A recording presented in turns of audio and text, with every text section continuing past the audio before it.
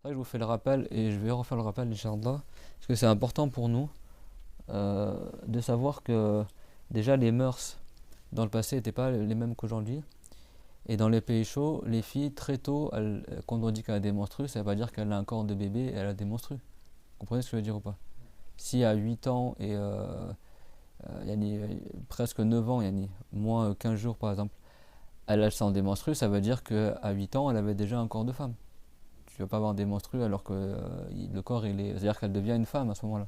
C'est clair pour tout le monde? Un garçon qui devient pubère devient un homme. Une fille qui a les menstrues devient une femme.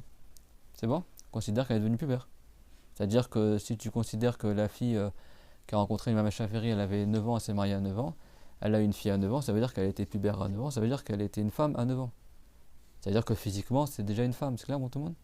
Parce qu'elle avait les menstrues, etc. Elle pouvait enfanter. D'ailleurs, la grossesse chez les Malikites, c'est un des signes de la puberté. Ça veut dire qu'il ne faut pas calquer sur les Européens. Ici en Europe, à 14 ans, la fille devient pubère. Donc tu dis une fille de 8 ans, elle s'est mariée, tout le monde, tu vois, le hola, oh, c'est quoi ça c'est soi-disant pédophilie, etc. Je dis ça quand je vais en parler. C'est-à-dire quand on dit que le prophète il s'est marié avec Aïcha et qu'elle était jeune, déjà, première chose, c'était très courant chez les Arabes de se marier avec des filles qui sont beaucoup plus jeunes que eux. Et c'était courant aussi en Europe. L'âge du mariage en France, c'est 15 ans et 6 mois, je crois. Aujourd'hui, tu dis elle s'est mariée à 15 ans, ok, si elle devient pubère à 14 ans, tu vois, je veux dire ou pas? 15 ans, t'es pas majeur, t'es mineur. Et pourtant, en France, t'as le droit de te marier à 15 ans. Est-ce que tu vas dire que son mari, c'est un pédophile? Parce que sa femme, elle avait 15 ans? Vous comprenez ce que je veux dire? Et ça, c'est en France, où les filles, elles ont la puberté en général après les garçons. Les garçons, c'est vers 11-12 ans, c'est ce que j'ai appris au collège, hein. Les filles, c'est plus un peu plus tard en général, 13 ans, 14 ans, etc. Ben nous, on parle pas de ça. Nous, on parle de pays où les filles, elles ont la puberté à 8-9 ans. Elles sont déjà des femmes à 8-9 ans. C'est clair? C'est-à-dire, même jusqu'à aujourd'hui, tu vas en Afrique ou tu vas dans certains pays arabes, etc. Les filles à 10 ans, on dirait déjà des femmes. C'est bon? Donc, si quelqu'un il entend que le prophète s'est marié avec Aïcha alors qu'elle était jeune, ça veut pas dire que c'était un pédophile. Déjà, si c'était un pédophile, un pervers, tout ça, pourquoi les Arabes à son époque, ils l'ont pas blâmé sur ça? T'as aucun Arabe. Pourtant, les mouchekines, t'as vu, ils laissaient rien passer, hein. S'ils avaient le moyen de retenir quelque chose contre le prophète, ils n'ont rien trouvé, donc ils se sont mis à mentir sur lui. Tellement ils n'avaient aucun argument contre lui. Aujourd'hui, ils sortent quoi comme argument pour le prophète Mohammed, soi-disant c'était un pédophile, pourquoi vous suivez ce prophète, etc. Comme si en Europe, je crois que les rois de France, etc., ils avaient pas, ils se mariaient pas avec des femmes qui étaient jeunes, etc. Surtout que là, on parle d'un mariage. Comment tu parles de pédophilie alors qu'ils se sont mariés? C'est pas un viol. Il y en a même, ils te disent sur internet, ouais, il a violé Raïcha à 9 ans et vous le suivez. Qu'est-ce que tu racontes, toi? Et déjà, en plus, se marier, est-ce que le fait de se marier, ça veut dire que tu vas faire le rapport sexuel directement? Tu peux très bien te marier avec une femme et 10 ans après consommer le mariage. Pas parce que le prophète s'est marié avec Aïcha, elle était jeune, que ça veut dire que tandis qu'elle était jeune, le prophète a fait forcément le rapport avec elle à l'âge où il s'est marié avec elle. Vous comprenez ce que je veux dire? Ça, c'est juste parce qu'aujourd'hui, il y a des gens, même, ils quittent l'islam à cause de ça, hein. Pour des trucs aussi débiles, ceux qui n'ont pas appris la religion. Excuse-moi, mais les femmes arabes, il y a 1400 ans, c'est pas les bébés là, européennes que tu trouves à notre époque qui, à 30 ans, ils habitent encore chez leurs parents et qui sont encore en train de jouer aux poupées et à Barbie. Aujourd'hui, les filles ou les garçons, à 20 ans, c'est encore des bébés. Dans le passé, c'était pas comme ça. Dans le passé, à 1400 ans, le garçon, à 13 ans, peut-être qu'il était déjà marié avec des enfants. Et c'est pas que dans le passé, même jusqu'à maintenant, c'est un pays où la vie elle est beaucoup plus rude qu'en Europe. Les enfants, très tôt, c'est des hommes et des femmes. C'est vrai qu'il ne faut pas calquer. C'est vrai qu'aujourd'hui, tu prends une petite fille française de 8 ans qui a une bouille de bébé et tout, tu n'arrives pas à imaginer comment une fille comme ça va se marier. Mais à l'époque du prophète, c'était pas les mêmes femmes. C'était pas les mêmes régions. Jusqu'à aujourd'hui, n'est-ce pas? Moi, je vois parce que moi, j'ai déjà travaillé dans des écoles coraniques. Donc, tu as des enfants, tu sais, comoriens, africains, maghrébins, etc. Bah, j'ai déjà vu certaines classes où tu avais la fille, elle avait 9 ans, elle avait déjà limite un corps de femme. C'est connu ça, dans certains pays d'Afrique, etc. T'as pas, quand tu vas au collège, ça, t'as des gamins, des fois, ils ont 9 ans, ils sont plus grands que le prof, déjà. T'as pas des gosses à 9 ans, 10 ans, quand t'es à l'école primaire, ils ont déjà des physiques d'adolescents ou d'hommes, etc. T'es bon ou pas? Surtout chez les Africains, etc. Ou pas chez les gens de France. Donc il ne peut pas calquer comme ça, dire oui, comment ça, 8 ans, etc. Et en plus, c'est pas parce qu'aujourd'hui, toi, tu as un point de vue sur sociétal que ça veut dire que ton point de vue, il prime sur tous les points de vue du monde. Il y a 1400 ans, les gens ne vivaient pas comme maintenant. Et chez les Arabes, c'était courant que les gens ils se mariaient avec des femmes qui étaient jeunes. Et en Europe, c'était pareil aussi avant. Le gars, il ramène un truc d'il y a 1400 ans au jour, à notre société actuelle. Regardez, c'était un pédophile, etc. Est-ce que le prophète, il a capturé Aïcha, il l'a volé de chez Abu Bakr et il l'a violé, etc. Mais n'importe quoi. Ça, c'est que des mensonges. En fait, c'est des gens comme eux, ils sont pervers, ils ont une mauvaise mentalité, ils interprètent d'une mauvaise manière. Vous comprenez ce que je veux dire? Ça, je vous le dis parce que le danger, il est grand. Maintenant, c'est systématiquement l'argument que les gens ils sortent sur Internet. Ils cherchent même plus à savoir la croyance de l'islam, etc. Ça veut dire quoi? Ces gens, ils n'ont pas d'argument. Parce qu'il y a des moyens, si vraiment l'islam c'était faux, tu prouves par A plus B que la croyance de l'islam elle n'est pas logique, etc. C'est faux et c'est légalement, point, c'est tout. C'est-à-dire qu'ils n'ont rien à dire sur le Coran, rien à dire sur le hadith, rien à dire sur le comportement du prophète, sur ce qu'il enseignait, sur la croyance de l'islam, sur le fiqh, la science qu'on a, le code civil qu'on a, etc. Ils n'ont rien à dire. Ils n'ont tellement rien trouvé à dire qu'à la fin, qu'est-ce qu'ils ont trouvé? Ah, le prophète s'est marié avec une fille qui, soi-disant, avait 9 ans, parce qu'elle n'avait pas 9 ans quand il s'est marié avec elle. Elle a 9 ans, donc c'était un pédophile, donc voilà, vous suivez un pédophile, donc c'est même pas la peine de parler avec vous, etc. Tu crois que si c'était un défaut aussi flagrant, je te parle même chez les Européens, ça fait combien de temps qu'ils ont cet argument-là? Ça fait peut-être 2-3 ans. Avant, même au XVIIe siècle, XVIIIe siècle, le XVe siècle, XVIe siècle, etc., il n'y a aucun Européen qui a blâmé le prophète sur ça. Aucun. Et même si tu blâmes sur le fait d'avoir plusieurs femmes, tu crois qu'il n'y avait pas des rois en Europe qui avaient plusieurs femmes? Je parle de plusieurs femmes en contrat de mariage, pas des maîtresses. Ça se faisait en Prusse et ailleurs. Tu as même des vidéos encore en noir et blanc où tu vois le roi dans son carrosse avec ses 3 femmes, etc. Je ne sais plus, en Prusse, je crois c'est. En Allemagne à l'époque. À l'époque du prophète, alayhi salam, tu avais un mouchrik, c'était pas un musulman. Il avait 10 femmes. 10 femmes. C'était pas un musulman, il s'appelait Raylan. Il avait 10 femmes. C'est-à-dire que même quand le prophète il avait 8 femmes, aucun arabe lui a dit c'est quoi ça, c'est quoi votre religion, t'as 8 femmes, etc. Même les non-musulmans parmi les arabes, il y en a, ils avaient plus d'épouses que le prophète, alayhi salam. Et quand cette personne-là, ce mouchrik Raylan, il est rentré en islam, parce qu'après il s'est converti, et ben il a dit Ya Rasulallah, inni tarti rashuni soit. J'ai sous mon égide 10 femmes. Et le prophète il a dit bah t'en gardes 4 et le reste tu les sépares. Parce qu'en islam, il ne peut pas avoir plus que 4. C'est-à-dire que c'est des mœurs que c'était courant chez les Arabes. Et si c'était blâmable chez les Arabes à l'époque, à 1400 ans, que quelqu'un soit marié avec une jeune fille, bah je te dis bien que les Arabes ne seraient pas privés de blâmer le prophète sur ça. Personne n'a jamais parlé. Ni à son époque, ni au siècle d'après, ni au siècle d'après, ni au siècle d'après. C'est qu'aujourd'hui, 1400 ans après, que les gens ils commencent. En plus, pile dans la période, pile dans l'époque où les gens ils veulent remettre à la mode la pédophilie, où ils veulent mettre LGBT à l'école, où ils autorisent le mariage entre hommes, le mariage entre femmes, le mariage avec des animaux. Dans certains pays, en Suède et ailleurs, ils autorisent la zoophilie. Dans cette période-là où, soi-disant, c'est open space, dans ces sujets-là, tout le monde, soi-disant, peut faire ce qu'il veut, et c'est ces gens-là qui vont nous dire votre prophète s'est marié avec une fille de 8 ans, c'était un pédophile, donc il ne faut pas le suivre. Par contre, toi, ton président qui est marié avec un homme, ou ton voisin qui est marié avec son chat, là, ça ne te dérange pas, par contre. Non, mais c'est vrai. C'est-à-dire, c'est quoi cette hypocrisie? Mais c'est qu'en fait, eux, ils sont eux-mêmes dans ces trucs-là pervers, que quand ils entendent un texte sur le prophète Mohammed que sa femme était jeune, ah, donc c'était un pédophile, ah, donc il l'a violée. Quand ils entendent que le prophète a mis sa salive honorée dans la bouche d'un bébé pour faire la sunna du tahnik, eux, ils comprennent quoi? Le prophète, il a fait un patin à un bébé. C'est eux qui ont l'esprit mal placé. C'est vrai que quand toi, tu as des mœurs débridées, soi-disant libertins, etc., le mec, il interprète selon son mode de vie à lui. C'est-à-dire ceux qui accusent le prophète de pédophilie, qui se posent des questions, est-ce que c'est pas eux plutôt les pédophiles? Parce que comment lui, il comprend ça? Il l'a violé, il l'a machin pédophile. Et tu as découvert ça il y a 1400 ans après le prophète Mohammed et personne ne l'avait su avant. Personne n'a parlé parce que le prophète a fait un contrat de mariage valable avec le père de Aïcha qui était Abu Bakr al-Siddiq. Et Aïcha était consentante, etc. Et elle était très heureuse avec le prophète, alayhi salam. C'est devenu la meilleure femme, la plus savante femme du monde. J'ai du mal à respirer.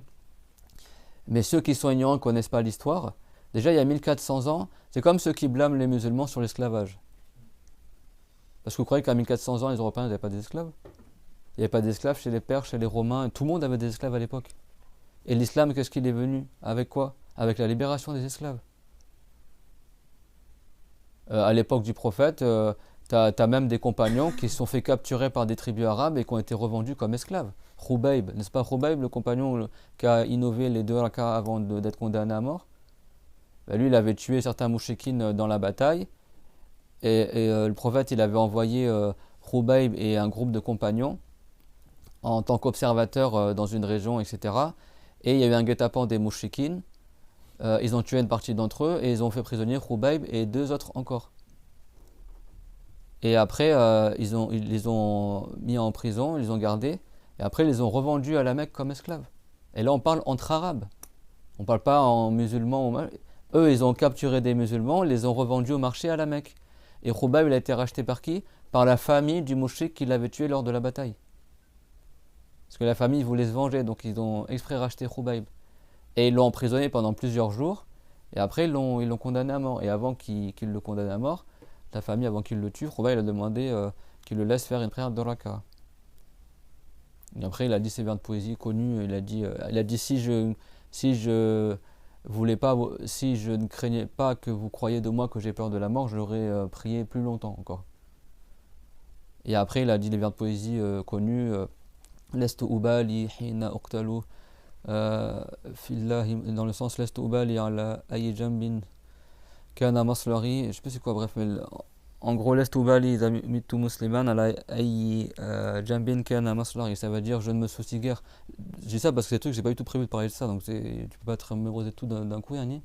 En sens, je me soucie guère de quel côté je vais mourir en étant sur la droite ou sur la gauche, Yanni, tant que je meurs en musulman. Et après, il a dit, et Allah est tout puissant à bénir même un corps qui est déchiqueté en plusieurs morceaux, parce qu'eux, ils voulaient après le découper en morceaux et envoyer une partie de son corps à la tribu de Quraysh pour prouver qu'il était réellement mort. Et Dieu lui a envoyé un nuage de guêpes qui a recouvert le corps de Khubayb et ils n'ont pas réussi à prendre quelque chose de son corps. Et ça, c'est parmi les prodiges, ça c'est parmi les hadiths que Nawawi cite pour citer que les karamat des prodiges, des saints, ça existe. C'est bon?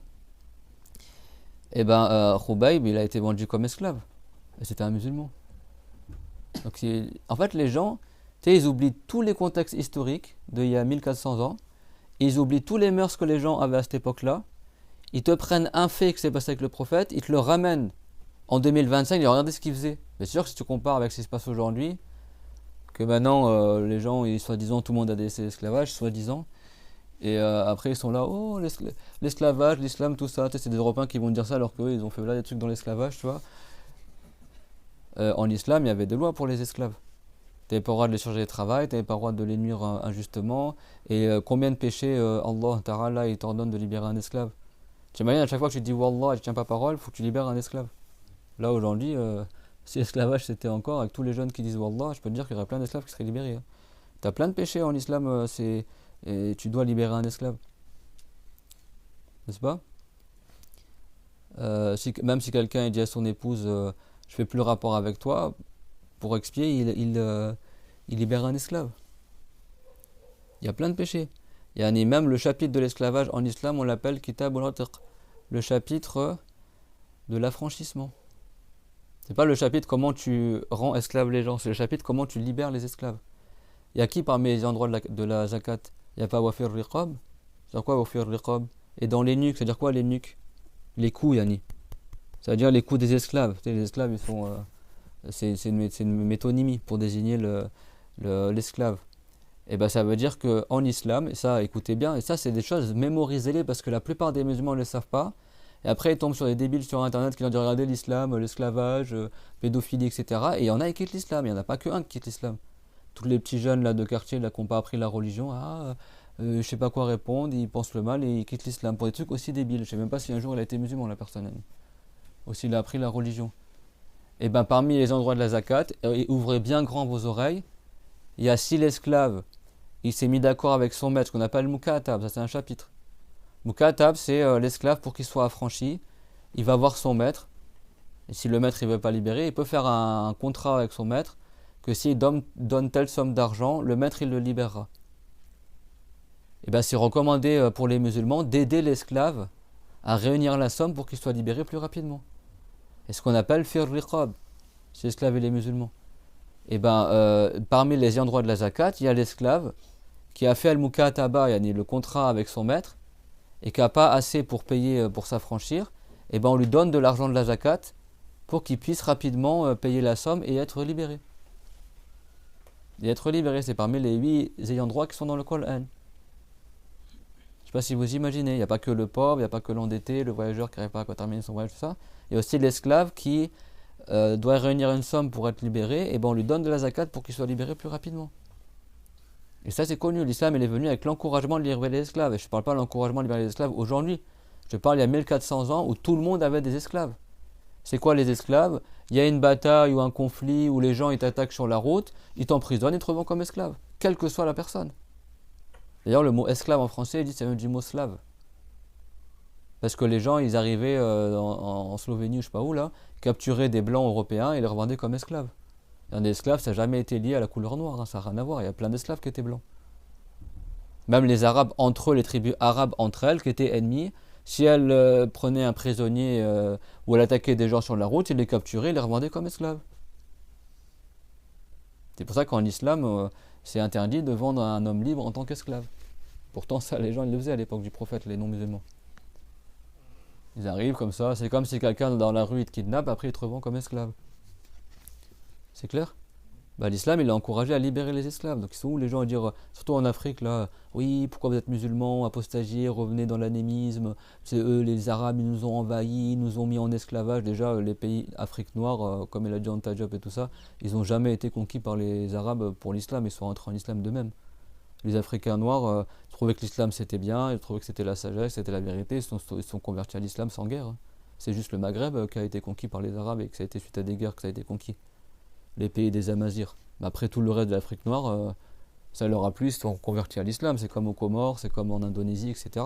La grande majorité des pays musulmans n'ont pas été entrés en islam par l'épée. Hein. Malaisie, Indonésie, tout ça, ils sont rentrés en islam parce qu'ils aimaient bien le comportement des commerçants yéménites qui étaient musulmans. Ils trouvaient que c'était des gens honnêtes. Et du coup, ils se sont intéressés à leur religion et ça leur a plu et ils sont rentrés en islam. Et aux Comores, tu avais un saint, un savant qui est parti là-bas. Les gens se plaignaient qu'il y avait que des qu'ils devaient à chaque fois offrir en sacrifice une femme, etc. Et en fait, le saint, il a très bien compris qu'il y avait un djinn en fait qui se moquait d'eux et qui vivait dans l'océan et qui à chaque fois il abusait de la femme et il la tuait, etc. Et puis tu sais, les djinns des fois ils vont dans l'eau et ils provoquent des raz-de-marée, comme ça se passait dans le Nil aussi à l'époque. Les crues des fois c'est les djinns qui pour unir les gens, tout ça, et du coup ils te demandent après que tu décorges des trucs, tu jettes dans l'eau ou des trucs où tu fasses sacrifice pour eux pour pas que. Et donc eux à chaque fois il se passait des problèmes, donc chaque année ils prenaient la plus belle fille ou la plus jeune fille une fille qui est vierge et tout ça, ils la ramenaient sur la plage et tout ça, et après la laissaient la nuit se faisait violer par le djinn. Eux ils savaient pas c'était quoi, ils pensaient que c'était des esprits je sais pas quoi, et après ils la retrouvaient morte le lendemain. Et chaque année ils faisaient ça dans l'espoir qu'elle soit protégée. Et le savant il est arrivé, il a compris ce qui se passait. Et il a dit, ben, au lieu de ramener la fille vierge, vous mettez moi à sa place. Et du coup, bah, le djinn, il est arrivé la nuit, lui, il a commencé à réciter Ayat al-Kursi ou le Coran, tout ça, et du coup, ça fait fuir le djinn, il n'est plus jamais revenu. Et après, l'île, ils n'ont plus jamais eu de problème. Et c'est comme ça que les Comores sont rentrés en islam. C'est un Fundi qui m'a raconté ça. Ça s'est passé avec d'autres îles aussi. Ils sont rentrés en islam comme ça, ils ont vu que l'islam c'était la vérité, il les a libérés de ce fardeau-là. Et ne vous laissez pas avoir par les gens qui... Quand tu vois que les gens ils se servent d'arguments comme ça pour combattre l'islam, c'est qu'ils n'ont aucun argument. Tu parles d'esclavage, vas-y, chez les pharaons, il y a bien l'esclavage aussi. Tu crois que Pharaon, il n'y avait pas d'esclaves à son époque?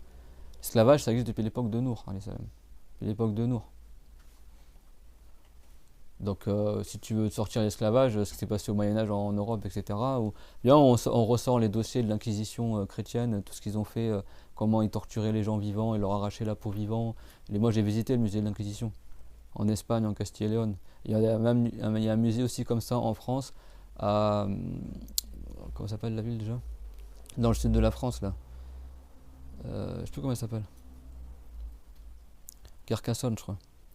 Faut quand même être vraiment hyper tordu pour faire des musées sur ça. Où ils t'exploitent l'instrument de torture et comment ils torturaient les gens. Et j'ai même pas envie de vous décrire comment c'est quoi l'instrument de torture qu'ils utilisaient. Des trucs que aucun musulman n'a jamais fait.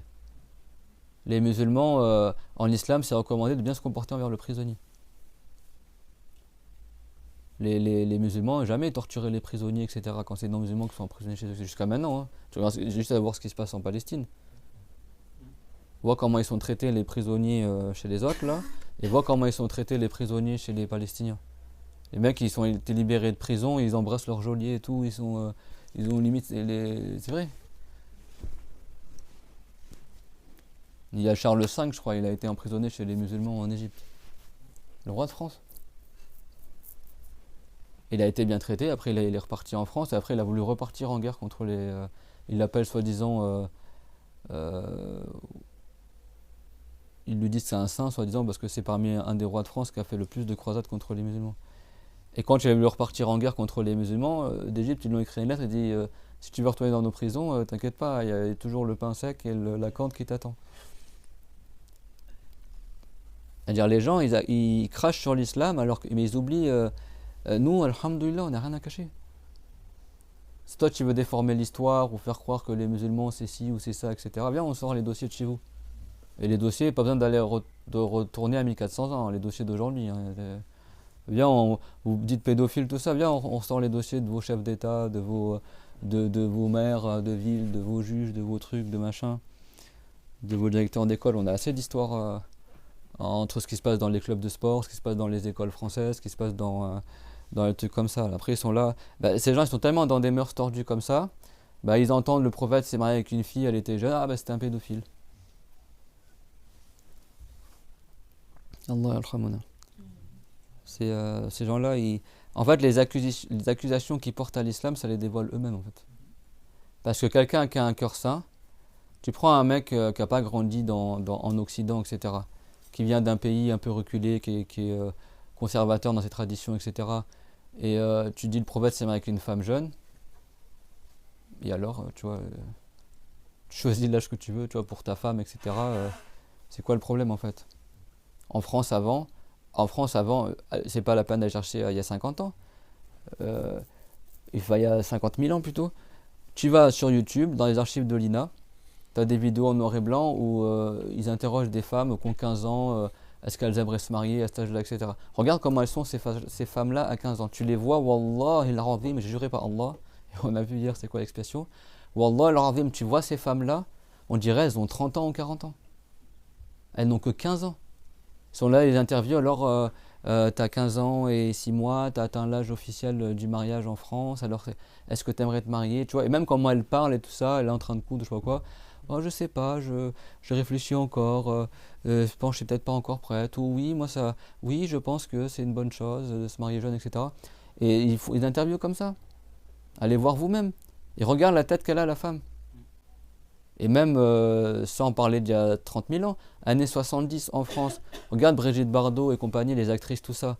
Tu vois, elles ont fait des films et tout ça, elles sont des femmes. Regarde l'âge qu'elles avaient quand elles ont fait ces films-là. Elles avaient 16, 18 ans.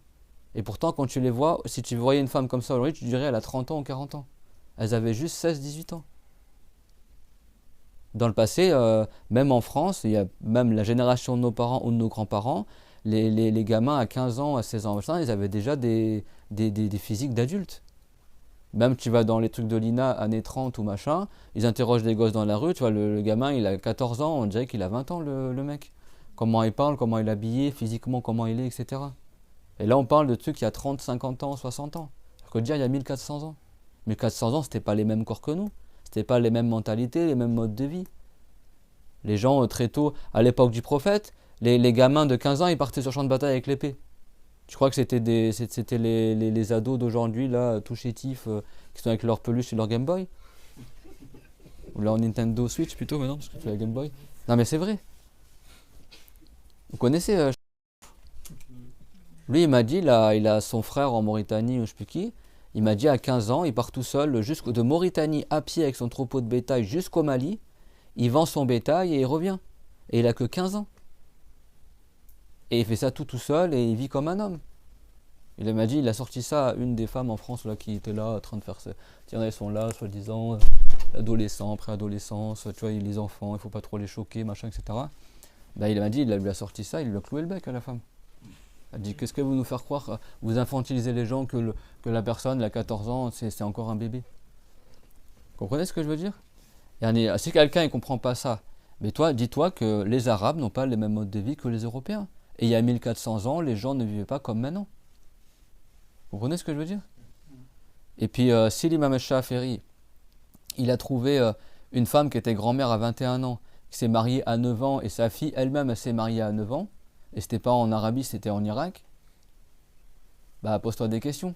Tu vois, c'est-à-dire que c'est pas un cas isolé et quand on dit, c'est pourquoi l'âge minimum des menstrues, ça c'est une preuve. Pourquoi l'âge minimum des menstrues, c'est 9 ans moins 15 jours? C'est bon? Période minimale. 9 ans moins 15 jours, c'est-à-dire que la fille, elle a encore 8 ans. Ça veut dire que c'est possible qu'à la fin de sa 8e année, elle a déjà un corps de femme, elle est menstruée. Ça se passait dans le passé. Peut-être qu'aujourd'hui, en Europe, peut-être tu n'as jamais vu ça. Dans les pays chauds, tu peux voir ça. Et en Irak, Bagdad, c'est cité comme les villes comme étant des villes très chaudes au niveau du climat. Et quand il fait très chaud, le corps il se développe différemment que dans les pays froids comme les pays en Europe, etc. C'est la même chose. Tu vas dans un village, je sais pas où, en Chine ou en Afrique ou en Indonésie, qui ont leur culture à eux, et tu leur montres ce qui se passe en France, ils vont te dire mais c'est des tarés en France. Et c'est pas que ça. Moi j'ai de la famille au Maroc, enfin, des gens que je connais, machin. Ils m'ont dit mais tu sais les Marocains ils parlent français normal. Ils étaient venus, je sais plus il y a 2 ans, ils étaient venus en France, donc j'étais allé les voir, etc. C'est des Marocains. Ils m'ont dit mais c'est quoi votre pays? C'est quoi ces mœurs? C'est quoi ces trucs, etc. J'étais choqué. Dans les pays musulmans, ils comprennent pas c'est quoi cette mentalité en France, soi-disant les mœurs libertins, etc. Je veux dire, toi t'es choqué de comment les Arabes vivaient, les Arabes ils sont choqués de comment vous vivez en France. Pourquoi tu as ton opinion? Tu as compris ou pas le sujet? Si vous nous attaquez sur ça, non, on peut très bien vous attaquer sur ça. Si tu vas voir ton arrière-grand-mère et tu lui expliques ce qui se passe maintenant, tu crois qu'elle va être d'accord avec tout ce qui se passe maintenant? En plus, moi ça m'étonne parce que maintenant qu'ils vont mettre le truc LGBT à partir de l'école maternelle, ça veut dire qu'il devrait être heureux, soi-disant, de savoir que le prophète Mohammed s'est marié avec une fille qui était jeune. Ah regardez, c'est les musulmans, ils ont ouvert la voie. Tu serais en mode, soi-disant, selon leur mentalité à eux, ça devrait être positif. Ils diraient, eux ils ont compris il y a 1400 ans, regarde, il s'est marié, n'est-ce pas? Ils n'ont pas fait une pétition dans les années 70 là, plein d'hommes politiques là, pour autoriser la pédophilie en France. Après ils ont vite, non mais c'était une bêtise, ils l'ont vite mis sous la table quand ça n'a pas marché là. Et maintenant, on essaie d'y revenir petit à petit. Donc, c'est quoi ces faux arguments? Vous avez compris? C'est quoi cette hypocrisie? Alors, toi, tu acceptes ça, tu veux le faire de ton côté, mais après, tu vas tacler les musulmans, le prophète sur ça. Surtout que le prophète, ça n'a jamais été un pervers. Hein. Est-ce qu'elle a eu des enfants avec Aïcha? Non, il n'a eu aucun enfant avec Aïcha. Et qu'est-ce qu'il faisait quand c'était la nuit avec Aïcha? Il demandait l'autorisation d'aller au cimetière d'Al-Baqir pour visiter les morts. Toi, tu connais quelqu'un qui est marié avec une femme jeune et belle? C'était la seule femme vierge avec qui il s'est marié. Hein. Vous savez que toutes... Ça, je sais pas, il y a des choses... Il y a une culture que beaucoup de musulmans n'ont pas. Si vous l'aviez, vous rigoleriez quand vous verrez les bêtises que les arguments ils sortent comme de ces gens-là. Vous croyez qu'un homme, soi-disant pervers, pédophile, attaché aux femmes, il se marie qu'avec des femmes qui ont déjà été mariées? Khadija, elle s'est mariée 2 fois avant le prophète Mohammed. Elle a eu 2 maris avant le prophète Mohammed. Et des enfants aussi avant lui.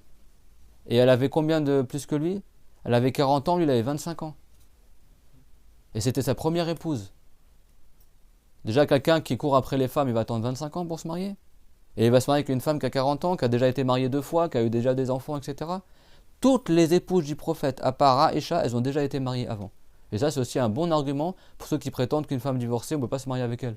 Ou qu'elle ne peut pas se remarier. Toutes les épouses du prophète, alayhi salam, elles ont été déjà mariées avant. Zaynab a été mariée avec qui avant? Avec Zayd. La plupart, là où la grande majorité, voire toutes ces femmes, elles ont été mariées. Soit son mari, il est mort, après le prophète s'est marié avec elle. Soit elle était mariée avec un homme durant la période d'Al-Jahiliya. Après, elle s'est convertie à l'islam et son mari, il a été tué dans la bataille, par exemple. Après, le prophète s'est marié avec elle. Comme Safiya, par exemple, et d'autres. Si tu regardes les histoires des épouses du prophète, alayhi salatu wassalam, c'est quasiment tous des femmes qui étaient soit divorcées, ou soit son mari il est décédé, ou soit etc. Il n'y a que Aïcha qui elle n'avait jamais été mariée, qui était une jeune fille vierge, et c'est la seule avec qui elle s'est mariée en tant que vierge et jeune fille. Et sa concurrente c'était Zaynab. Mais Zaynab elle a déjà été mariée avant. concurrente au niveau de la beauté et de la jeunesse. C'est bon? Et il a eu des enfants avec qui le prophète avec Khadija. C'est-à-dire quand tu as 11 femmes et tu as juste des enfants avec une seule femme, et si quelqu'un il court après les femmes, n'est-ce pas? Il y a plein d'histoires comme ça. De chanteurs ou d'acteurs, ils ont 15 enfants, tu as 3 enfants avec celle-ci, des enfants hors mariage, n'est-ce pas? Même avec des présidents. Faut pas citer de nom.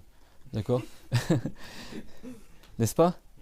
La fille cachée ou le fils caché ou machin, etc. Si quelqu'un il couche beaucoup avec les femmes, forcément, surtout à l'époque du prophète, il n'y avait pas les moyens contraceptifs d'aujourd'hui. Donc si quelqu'un il couche, excusez-moi du terme, mais bon, il fait beaucoup le rapport avec des femmes, tout ça, il a plein d'enfants de tous les côtés, etc. Et le prophète, alayhi salam, il a attendu des années avant de se remarier avec Khadija. Des années. Ça veut dire que c'est pas compatible avec ce qu'ils essayent d'accuser le prophète d'avoir fait. Si tu as un pervers, comme ils disent, soi-disant, avec les femmes ou les enfants, etc., bah dis donc, il est chaste hein, quand même, le pervers. Et pourtant, il a eu environ 11 femmes en tout, le prophète, mais il a été marié en même temps, pas avec 11 femmes en même temps, mais 8 femmes ou tel que cela. Mais en tout, si tu comptes les femmes qu'il a divorcées, les femmes qui sont décédées, etc., ça fait 11 à peu près en tout. Après, il y a des femmes, il y a des divergences. Et même si quelqu'un il dit, oh, c'est quoi ça, 10 femmes et tout ça, demande aux juifs. Moi, j'ai étudié l'hébreu quand j'étais en fac d'arabe. Il y avait quasiment que des juifs dans ma classe quand on faisait hébreu. Bah, eux, en cours d'hébreu, ils nous disaient le prophète Sulaiman avait 1 million de femmes. Ou 100 000 femmes. Donc, c'est quoi le problème, Yann? C'est clair, nous, on dit pas ça, les musulmans. On dit que le prophète Sulaiman, il avait environ 300 femmes. C'est bon? C'est-à-dire, même les non-musulmans, ils savent qu'il y a des prophètes qui avaient beaucoup, beaucoup de femmes. Pourquoi il y a des gens, je dis pas que les juifs ils blâment le prophète Mohammed sur ça, je pense pas d'ailleurs, mais parce qu'ils sont beaucoup proches des musulmans dans plein de pratiques aussi. Hein. Mais ces gens-là athées qui blâment, qui pourraient blâmer sur ça, bah pourquoi ne pas blâmer notre prophète sur ça aussi? Vous avez compris? C'est que des arguments qui sont faux en fait. Ça, je vous dis pas ça. Moi, j'aurais voulu qu'on commande un chapitre des menstrues, mais c'est important de savoir ça. C'est quand tu vois que des jeunes aujourd'hui, que leurs parents ils n'ont pas rempli l'obligation de leur enseigner la religion, ils apostasient pour des arguments aussi débiles, il faut qu'il y a des gens, ils en parlent. C'est pas, ah non, on va cacher, ah non, faut pas dire que le prophète, là, Raïcha était jeune, non, c'est vrai, on a honte, etc. Il n'y a aucun défaut dans l'islam. Il n'y a aucun défaut dans ce que le prophète il a fait. Après, il faut juste le comprendre de la bonne manière. Et on parle d'un contrat de mariage, on parle pas d'un viol. C'est un contrat de mariage. Il n'a aucun enfant avec elle. Ni avec aucune autre de ses épouses si ce n'est Khadija. Anha. Qui avait 15 ans de plus que lui. Et qui avait déjà été mariée 2 fois avant lui. Et qui avait eu des enfants avant lui. Je veux dire, si un gars il est pervers, attaché aux femmes, etc., déjà il attend pas 25 ans. De deux, il va pas se marier avec une femme qui a 15 ans de plus que lui, qui a déjà été mariée 2 fois, etc., etc. Ça montre que le prophète il s'est marié pour des raisons autres. Pour des raisons beaucoup plus nobles que cela. C'est clair, moi, tout le monde? Et ça, je vous le dis, retenez ces arguments-là et diffusez-les autour de vous. Et tu leur dis, tu sais, dans plein de pays du monde, c'est encore monnaie courante de se marier avec des femmes très jeunes. C'est hyper courant. N'est-ce pas? Moi, je connais des frères de la Réunion, il m'a dit, c'est courant chez nous. Et c'est même louable chez eux. Comme ça, après la mère, moi-même, je peux vous le dire, j'étais avec les frères là, si vous connaissez, on était en train de réviser sur le Firqa dans un parc. T'as une femme gitane qui est venue nous voir, je te parle en 2019, hein, c'était il y a 4 ans, il y a 6 ans, c'est bon. À côté de Rosa Parks, là, dans le parc Éole, là, on révisait dans Usul Firqa. T'as peur, il y avait un peu tous les drogués là, qui étaient là-bas, là. Et t'as une femme gitane qui est venue nous voir. Et puis t'avais un mec qui est venu pour nous demander la drogue, je sais pas quoi, soi-disant. Parce que tous les drogués, tu sais, c'est à l'époque où tous les mecs du 19e ils étaient tous réfugiés dans le parc, là. Et moi, je savais pas, on s'était assis là parce qu'on était de passage, on voulait se faire à un endroit pas trop loin, etc. Et on s'est assis et il y a une femme qui était assise sur un banc, mais genre à 5 mètres de nous. Et t'as un mec qui est venu nous voir pour nous embêter un petit peu. Elle est venue, elle a demandé de partir. Elle a dit arrête, tu vois pas que c'est en train de rester le Coran, tu t'en vas. Tu vois, tu les déranges. Parce qu'en fait, nous, comme on est arabophone, en fait, on révisait un livre de fiqh en arabe. Et elle, comme elle est pas musulmane, elle est ignorante, elle pensait que c'était le Coran qu'on lisait en fait. En fait, juste on lisait en arabe, je lui donnais cours dans un truc de fiqh, on révisait ensemble. Et après, du coup, bah, elle s'assied à côté de nous, elle nous parlait, etc. On lui a parlé un peu de l'islam, tout ça. Et elle disait qu'elle était triste parce que sa mère, elle venait de mourir. Et elle disait, ma mère, j'étais hyper proche d'elle parce qu'on avait que 10 ans d'écart. Et sa mère, elle avait 10 ans. Et c'était une femme gitane, d'origine gitane. Je veux dire, on n'est pas il y a 1400 ans là. Et t'as plein d'histoires comme ça. Et t'as plein de peuples où c'est encore courant de se marier, la fille elle a 11 ans, elle a 10 ans, etc. Alors que dire dans les pays où il fait très chaud, où les femmes à 8 ans, elles ont déjà un corps de femme. C'est pas concevable que quelqu'un se marie avec elle. C'est clair, mon tout le monde. Donc, même si toi, ça peut te paraître étrange tout ça, bah, accepte l'idée qu'il y a des mœurs qui changent en fonction des pays et que jusqu'à aujourd'hui, dans beaucoup de pays, c'est louable de se marier avec des filles plus jeunes. Et à La Réunion, ça se fait encore. À La Réunion, moi, je connais un frère réunionnais que vous connaissez aussi, je pense, certains, et ben, il me disait, chez nous, c'est courant. Et c'est même louable parce que comme ça, après, la femme, elle est grand-mère ou elle est mère, il y a un lien très fort entre la grand-mère, la mère et la petite fille, parce qu'elles ont quasiment le même âge. Tout comme en France, maintenant, les mecs, ils se marient à 30 ans, ils ont des enfants à 40 ans. Le mec, moi je le vois, hein, quand tu vas dans les écoles primaires ou maternelles, tout ça, on dirait que chez les Français, je parle pas chez les étrangers, mais chez les Français, limite, on dirait que le père, c'est le grand-père, quoi. Le mec, ils ont déjà les cheveux blancs, il ramène son fils, son gamin, il a 3 ans. Il aura 3 ans, le mec, il a déjà 40 ans. Et il aura quel âge quand son enfant, il aura 13 ans? Il aura 50 ans. Quand son gamin, il aura 20 ans, et le mec sera déjà à la retraite. Dans plein de pays, c'est pas du tout le cas. Dans plein de pays, et moi je connais même quand j'étais au Liban, j'ai plus d'un exemple hein, de femmes qui se sont mariées très jeunes avec des hommes qui étaient beaucoup plus âgés qu'elles. Et j'ai plus d'un exemple. Ma voisine, c'était le cas. Ma voisine, elle avait 2 filles et un garçon. Elle me disait quand elle allait chercher sa fille qui était ado à l'école, et ben les profs lui disaient non, non, mais c'est ta mère qui vient chercher, c'est pas la grande sœur, tout ça. Je dis mais c'est moi la mère. Il la prenait pour sa grande sœur. Et jusqu'à maintenant, sa fille, elle est mariée avec des enfants, tout ça. Bah, tu vois sa mère, tu lui donnes même pas 40 ans. Parce qu'elle s'est mariée jeune, c'est très courant chez les Arabes. Mec, c'est très courant. Moi, je connais même une femme, elle s'est mariée à 12 ans. Avec un homme beaucoup plus âgé qu'elle. C'est autre que ma voisine que je vous ai citée là. Et c'est des gens qui sont encore vivants aujourd'hui. Hein. Donc, bah, excuse-moi, les pays arabes, c'est pas comme les pays européens. Il y a des mœurs différentes, il y a des physionomies différentes, il y a une génétique différente. Et puis, que dire, il y a 1400 ans, où les gens étaient beaucoup plus beaux, ils vivaient beaucoup plus longtemps, etc. C'était pas les mêmes rapports, même au niveau du temps, etc. Ça avait rien à voir. Au niveau des physiques, au niveau. D'ailleurs, 1400 ans, ça veut dire. Si tu parles de l'Antiquité, par exemple gréco-romaine, ça va être les mêmes mœurs qu'aujourd'hui. Viens, on en parle, l'Antiquité grecque, qui est la référence soi-disant des Européens. Viens, on en parle. De Aristote ou de Platon qui avaient des histoires, des amourettes avec leurs élèves ou des trucs comme ça. T'en as plein hein, des histoires hein, chez les Grecs. Hein. Je peux te dire que les Grecs, chez eux, LGBT, c'était déjà bien développé. Hein. Non, je vous le dis. Si les gens ils critiquent l'islam, n'est-ce pas en Europe, c'est quoi leur référence? Philosophie grecque. Eh bien, on fouille dans la philosophie grecque. Refais des recherches. Fais des recherches. Mon frère, il a fait un exposé sur ça quand on était au collège. Je peux te dire que les Grecs, c'était à fond LGBT. Hein. C'est ça vos références? Bah, ça m'étonne pas que tu comprennes de travers que le prophète s'est marié avec une fille qui était jeune. Hein. Parce que va voir comment ils vivaient les Grecs. Ils sont là, et, comme ils disent en arabe, ils remarquent la petite poussière qu'il a dans ton œil et il oublie le tronc d'arbre qu'il a. Et il voit le petit défaut chez toi et il oublie le tronc d'arbre qu'il a dans son œil. Chez lui, il voit le petit grain de poussière sur l'autre, mais il oublie toute la crasse qu'il a sur lui. C'est exactement ça. Si ces gens-là, ils essaient de trouver la petite bête en islam, ils ont tellement cherché qu'ils n'ont rien trouvé si ce n'est que ça. Viens, on va voir c'est quoi ta religion, c'est quoi ton origine, c'est quoi tes références. Viens, on regarde ensemble. Javid, il va vite se carapater, comme diraient certains. Viens, on regarde, parce qu'aujourd'hui, les athées en France, c'est quoi leur référence? Comme ils n'ont plus de religion, bah, leur religion, c'est la philosophie. Bah, viens, on regarde comment ils vivaient Aristote, comment ils vivaient Platon, qu'est-ce qui se passait à son époque, etc. On regarde c'était qui les pédophiles, etc.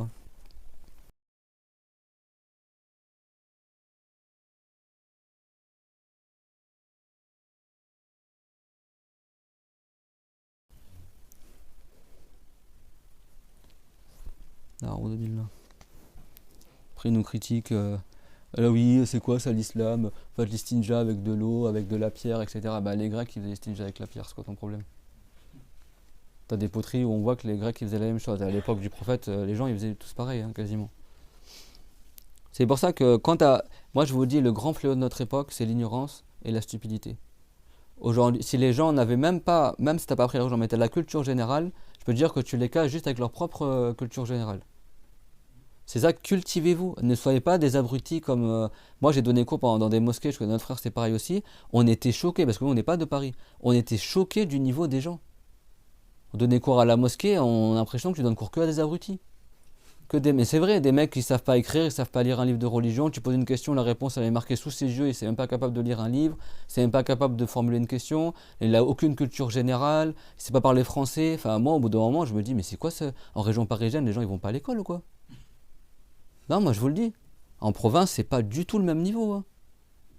Après, il y a l'écart générationnel, etc. Mais je peux vous dire que ça vole pas haut du tout. Et surtout chez les gens d'origine musulmane. Et ça, c'est vraiment une catastrophe. Et bah, plus tu es ignorant, plus tu n'as aucune culture générale, tu connais même pas ta langue et rien du tout, et bah, plus tu es facile à égarer.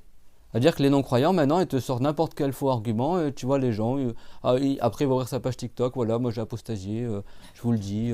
Ou t'entends si sa sœur est devenue chrétienne ou lui est devenu athée, etc. C'est pas drôle du tout, ça se passe de plus en plus, hein. Parce que les jeunes aujourd'hui, ils sont tellement paumés et tellement ignorants que tu leur sors n'importe quoi avec l'islam. D'ailleurs, c'est un argument pour être un pédophile, mais avec tout ce que je sais sur ce qui se passait, vois toutes les histoires des rois de France, ceux qui avaient les mignons et les mignonnes et machin, et qui faisaient des rendez-vous à tel tour ou machin, et puis ce qui se passait entre François Ier et Noir de Vinci et compagnie, tu avais un tunnel secret. Moi j'ai visité le château de la Loire, donc je peux vous le décrire. Enfin, il y a eu plein d'histoires hyper tordues, hein, les rois de France, etc. Ils avaient autant des amants que des amantes, hein. C'est depuis des siècles en France, la monarchie et machin, et c'est rempli de pédophilie, de trucs, d'orgies et compagnie, etc. Et c'est aussi les orgies et machin, c'est connu aussi chez les Grecs et les Romains, hein. Donc vous parlez de quoi en fait? Le prophète, il a interdit la fornication. Et il n'a jamais fait la fornication. Tu as parlé sur un homme pur et chaste comme le prophète Mohammed, parce que tu as mal compris une chose qu'il a faite dans sa vie, tu vas le traiter de pervers alors que toute la perversité elle est chez vous. C'est pour ça, faut pas. Cultivez-vous. La science, c'est une arme. Là. Quand tu as la science, tu vois c'est qui les gens qui disent n'importe quoi. Et même pour le prophète Mohammed, même pour les faits historiques, tout ça, apprenez qu'est-ce qui s'est réellement passé. C'était quoi réellement, etc. La sunna du tahnik, il y a quoi de plus beau? Ton enfant est né, tu prends ta salive, tu mélanges avec le sucre de la date, tu mets dans la bouche de ton enfant, comme ça la première chose qu'il goûte c'est quelque chose de sucré, et après ça a un bon présage pour qu'il ait un bon comportement. C'est ça que le prophète il a fait avec le bébé. Eux, comment ils ont interprété certains athées, parce que dans le hadith c'est marqué quoi? Que le prophète a mis de sa salive dans la bouche de l'enfant. Donc lui il a compris quoi? Que le prophète il a fait un palo à l'enfant, quoi. Mais rien à voir en fait. Mais comme lui, il connaît pas les traditions musulmanes, il connaît rien de l'islam et il cherche juste à attaquer l'islam en prenant tout et n'importe quoi, et ben il déforme les textes, comprend d'une mauvaise manière. Et puis, excuse-moi, faire un bisou sur la bouche d'un bébé, tout le monde le fait, même en France, hein, c'est pas un truc. Je veux dire, c'est quoi ces faux arguments à 2 francs 6 sous? Mais c'est vrai.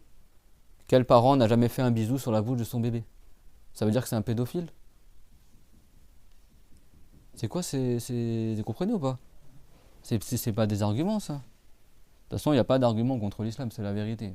Ça fait 1400 ans qu'ils essayent par tous les moyens de faire disparaître l'islam, ils n'ont jamais réussi.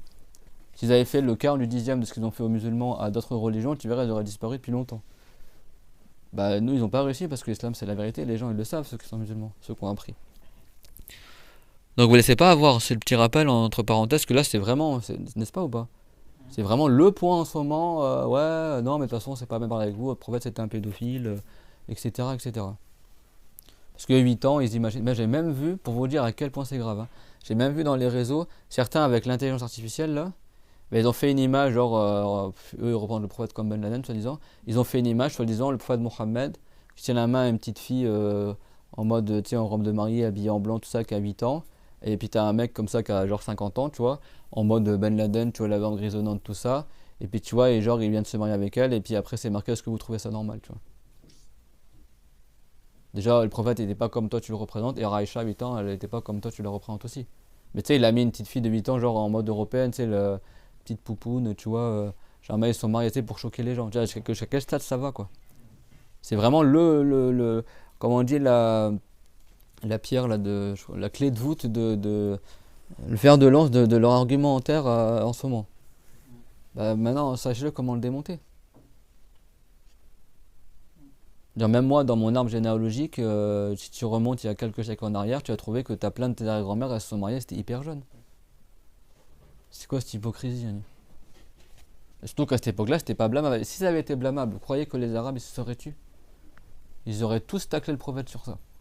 Et aucun n'a parlé. Aucun n'a parlé. Et même au XVIe siècle, aucun n'a parlé. Personne n'a parlé, même les Européens, jusqu'à maintenant. Surtout que les intellectuels européens dans le passé faisaient éloge du prophète Mohammed. Les intellectuels européens, même tu prends Napoléon, même tu prends Victor Hugo, tu prends Chateaubriand, tu prends je sais pas qui, etc. Ils ont tous fait éloge du prophète Mohammed. Même Voltaire, il a dit du bien du prophète Mohammed. Au niveau de la force politique qu'il avait, au niveau de plein de trucs qu'il a accompli historiquement que personne n'a jamais à refaire la même chose. Et comment il a conquis les cœurs, et comment il a fait répandre sa religion en quelques années, et combien de gens ont adhéré à l'islam sans guerre. Là aujourd'hui, ils ne font pas des guerres partout dans le monde pour imposer un certain type d'idées que personne n'accepterait s'ils n'avaient pas mis la guerre. Et encore, il y a des pays qu'ils ont mis à feu à sang, et malgré ça, ces pays-là n'ont toujours pas adopté le système qu'ils veulent. Bah, l'islam n'a pas eu besoin de faire tout ça. La plupart des pays musulmans, aujourd'hui, les plus grands pays musulmans, n'ont pas été conquis par les guerres musulmanes. Même en Afrique, par le Maghreb, tout le reste de l'Afrique noire, ils ont embrassé l'islam. Par amour envers les musulmans, etc. Et c'est pareil, Indonésie, Malaisie, c'est là où il y a 1 milliard de musulmans. Il n'y a jamais eu de guerre là-bas pour que les gens y rentrent en islam. Ils se sont convertis d'eux-mêmes à l'islam. Parce qu'ils ont vu que cette religion-là, c'était la vérité et que c'était mieux que ce qu'ils faisaient. Et vrai que ces gens-là, ils ne savaient pas que le prophète s'est marié avec Raïcha alors qu'elle était jeune. C'était un secret de polichinelle, soi-disant. Et personne n'a jamais blâmé cela. Même les non-musulmans n'ont jamais blâmé cela, parce qu'avant, c'était courant. Et maintenant, ils sont tatillons sur ça, etc. Pile à l'époque où ils autorisent le mariage avec son chat et la zoophilie, etc., ils vont être tatillons sur ça. C'est quoi cette hypocrisie, en fait? La rigueur, à l'époque où il n'y avait rien du tout, tu vois... c'est bon. Ça, c'est incroyable, cette époque-là. Ils vont se débrider à des limites hyper extrêmes dans certains sujets. Mais quand c'est pour les musulmans, ils sont là, limite, le prophète, il a, je sais pas moi. Bon, maintenant, ils te sortent quoi? Le hadith de Raïcha, que elle frottait les habits du prophète pour enlever les traces de sperme. Ils te font toute une liste de hadiths, genre en fait, alors regardez, elle a enlevé les traces de sperme, il roule un patin à un bébé, il s'est marié avec les filles devant. Tu vois, il déforme tout pour. Et c'est quoi en fait? Le prophète, c'est un homme, et il a eu des enfants. Comment il peut avoir des enfants s'il n'a pas de sperme? Et ses épouses, il a pas des fois il y a du sperme sur l'habit. Ce hadith-là, il n'y a aucun tabou. On le cite dans le chapitre de la purification. C'est de là que les chaférites, ils en ont déduit que le sperme n'est pas impur. Parce que Raïcha se contentait de le gratter de l'habit du prophète sans le laver avec de l'eau. C'est quoi le problème? Le prophète, c'est un être humain. C'est vrai que le prophète, il a, parmi la complétude d'un homme, c'est qu'il puisse avoir des enfants, etc. C'est quoi le problème en fait? Parce que c'est un prophète, il n'a pas de sperme, il n'a pas de. Comment il fait des enfants alors? Vous comprenez ce que je veux dire? Et c'est étonnant qu'une femme elle lave les habits de son mari, ça se faisait pas avant. Et si le mari il lave les habits de sa femme, il va pas trouver des traces de menstru dessus. Tu vas trouver ça indécent. Elle lave les habits de son mari, elle va pas trouver des fois des traces comme ça sur les habits de son mari. C'est quoi le problème en fait? Et en fait, il est où le dénigrement de l'islam dans ça, Yanni? Parce que toi, ta femme n'a jamais lavé tes caleçons, des trucs comme ça, il n'y a jamais eu des trucs comme ça? C'est quoi en fait le problème? C'est quoi le rapport? Après, c'est un être humain, c'est tout. Mais eux, tu sais, ils te tournent d'une manière que c'est un pervers, tu vois. Mais c'est toi qui comprends mal en fait. Comment ce hadith-là, moi, je le connais depuis des années. Ça m'a jamais dérangé. Au contraire, c'est une preuve qui prouve que le sperme il est pas impur, etc. On le cite, c'est même pas un secret, c'est marqué même pas dans les livres d'histoire du prophète, c'est marqué dans les livres des fiqh. Il est où le problème? Eux sont tombés sur ça, tu sais, avec leur esprit mal placé. Genre en fait c'est un gros pervers ou machin, et puis soi-disant il y avait des trucs partout, etc. C'est quoi ça? Viens, on voit un peu l'histoire de vos rois de France et l'histoire de tel truc, etc. Tu vois. N'importe quoi, hein. C'est vraiment... cultivez-vous, hein. La science, plus t'es ignorant, plus t'es facilement égarable, hein. Même de manière générale, cultivez-vous. Parce qu'aujourd'hui, ils sont tellement ignorants les gens que les apostats, là, ou les athées ou machin, ils sortent tout et n'importe quoi pour combattre l'islam. Et les petits jeunes, là, les nouveaux venus, là, qui ont 15 ans, 20 ans, etc., bah, tu les vois, ils s'égarent en masse. Ah, ou alors ils sont comme ça dans le doute. Ah, je suis plus très sûr si je vais rester musulman, ou est-ce que c'est vraiment la vérité. C'est ça. C'est un devoir de parler de ça. Allez-vous enseigner à vos enfants, à vos familles, à vos petits frères, à vos petites sœurs, etc. Et enseigner aussi comment ils vivent les Européens et comment ils vivaient les rois de France et comment ils vivaient les Grecs et les Romains. Je peux te dire que tu vas vite relativiser, hein. Ah, ok, c'est comme ça les Européens. Ah, bah en fait, non, non, en fait, l'islam ça va, c'est soft par rapport à ce qu'ils font les Européens, etc. La hawla wa la quwwata illa billah. Taïb. Donc on lit la dernière mas'ala du livre, Inch'Allah. Où est-ce qu'on est arrivé dans le livre? Et ça, c'est épuisant parce qu'en fait, les non-musulmans, ils font exprès de diffuser ces égarements-là pour nous empêcher d'apprendre la religion. Ça marche d'un côté, mais on va pas faire tout le cours sur ça. Et ça, sachez-le aussi.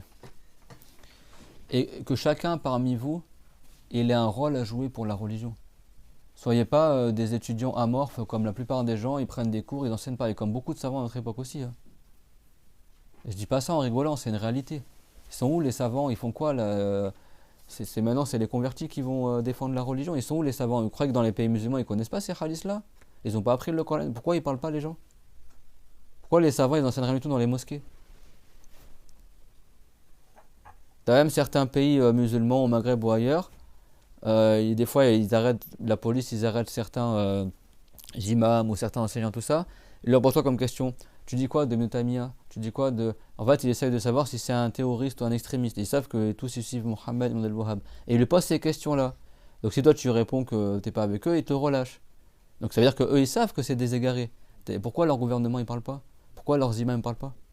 Mais les services secrets, ils le savent, mais ils en parlent pas aux gens. C'est quoi cette hypocrisie généralisée dans plein de pays musulmans et même dans les mosquées, etc. C'est pour ça qu'aujourd'hui, à notre époque, il y a vraiment... les musulmans sont une masse, on est 1 milliard, mais sur les 1 milliard, compte sur les doigts d'une main ceux qui œuvrent pour la religion, hein. Et ceux qui enseignent la religion, c'est très très grave. Et chacun parmi nous qui se pose des questions, hein. Si quelqu'un parmi nous il est capable d'enseigner l'islam et ne le fait pas, il est grand pécheur. Il est facile qu'il est grand pécheur. Il n'est pas agréé par Allah. À notre époque où tu trouves un enseignant pour 100 000 personnes, toi tu prends le luxe de ne pas enseigner. Si tu es capable d'enseigner, je parle. Si tu n'es pas capable, apprends mon frère, ma soeur. Mais si tu es capable, tu as le niveau pour enseigner, tu as appris, tu vois, comme nous, tu as des références, et toi tu restes chez toi, tu fais rien pour la religion, bah tu es sûr que tu n'es pas pieux, hein. Tu es un grand pécheur, tu es maudit par Allah. Avec toutes les loups là, qui sont autour de l'islam et qui égarent les gens, et toi tu acceptes de rien faire. Que chacun il se pose des questions, hein. Que chacun il œuvre pour la religion. Parce que tout ça, là, les TikTok, les WhatsApp, les machins, moi je vous le dis, c'est que des stratégies pour endormir la jeunesse musulmane. Pour que le potentiel qu'on a chez nos jeunes, il soit perdu avec le foot, avec le rap, avec les machins, on les endort avec les réseaux sociaux. Comme ça, il n'y a aucun jeune musulman qui est au service de la religion de l'islam. Parce qu'ils savent que les musulmans, ils font beaucoup d'enfants et qu'il y a beaucoup d'enfants musulmans. Bah, si chacun élève pour la religion, tu verras comment le bien il se propage. Et tu verras aussi comment la propagande anti-islam qui monte sur l'islam, les gens ils verront la réalité de l'islam que c'est pas les mensonges et le terrorisme que les gens y propagent. Mais si tous les musulmans sunnites ils sont tous endormis chez eux dans le rap et dans le foot, ben ils laissent la part belle aux égarés et c'est ce qui se passe exactement à notre époque. Et ça veut dire qu'il y a beaucoup de grands pécheurs parmi nous. C'est tout. Il y a beaucoup de grands pécheurs, des gens ils font pas ce qu'il faut pour la religion. Et après c'est 3 personnes qui doivent faire le travail des savants et défendre la religion. Bah, bonheur à ceux qui font ce travail-là, parce qu'ils auront beaucoup de récompenses au jour dernier. Et ceux qui l'ont pas fait, bah, ils méritent le dur châtiment, s'ils étaient capables de le faire.